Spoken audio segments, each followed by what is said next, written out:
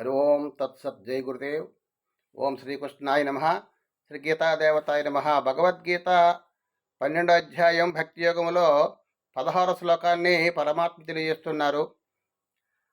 అనపేక్ష సుతిదక్ష ఉదాసీనో గతవ్యత సర్వారంభ పరిత్యాగి యో మద్భక్త సమే ప్రియ. ఏ భక్తుడంటే నాకు ఇష్టము అని పరమాత్మ చెప్తున్నారు. అనపేక్ష అంటే దేని యందు కూడా ఆపేక్ష మనకి ఉండకూడదు. ఒక భగవంతుని తప్ప దేని యందున కూడా ఆపేక్ష మనకి ఉండకూడదు. ఆపేక్ష ఎక్కువగా ఉంటే మనకి దుఃఖం కలుగుతుంది.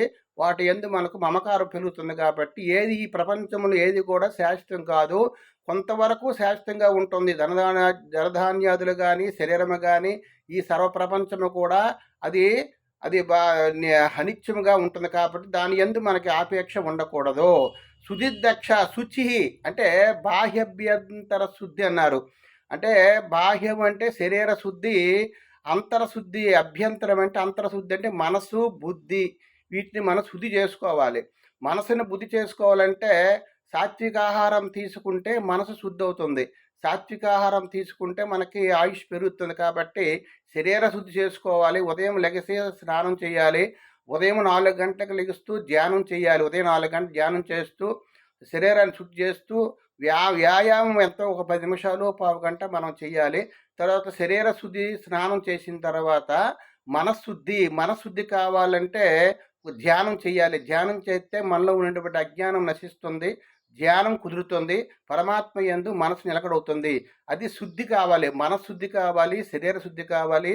బాహ్యభ్యంతర శుద్ధి అంటే బాహ్య ప్రపంచంలో ఉన్నటువంటి పరిసరాలు కూడా శుద్ధంగా ఉండాలి.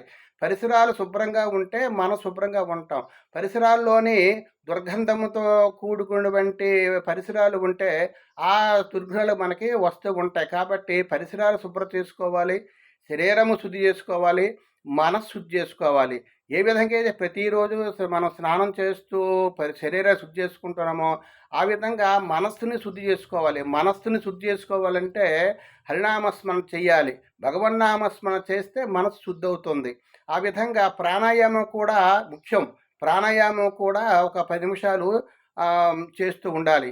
ఎందుకంటే మనసు అనేది వాయుకు సంబంధం కాబట్టి ప్రాణం సంబంధం కాబట్టి ప్రాణవాయువు కూడా చేస్తూ ధ్యానం చేస్తూ జపం చేస్తూ ఆ విధంగా ప్రతిరోజు మనం ఈ ప్రకారంగా ఒక సుఖ సంతోషాలతో ఒక భగవద్ధ్యానంతో మనం నిరంతరము కూడా మనము జీవితాన్ని గడుపుతూ ఉండమని పరమాత్మ చెప్పారు. హరి ఓం.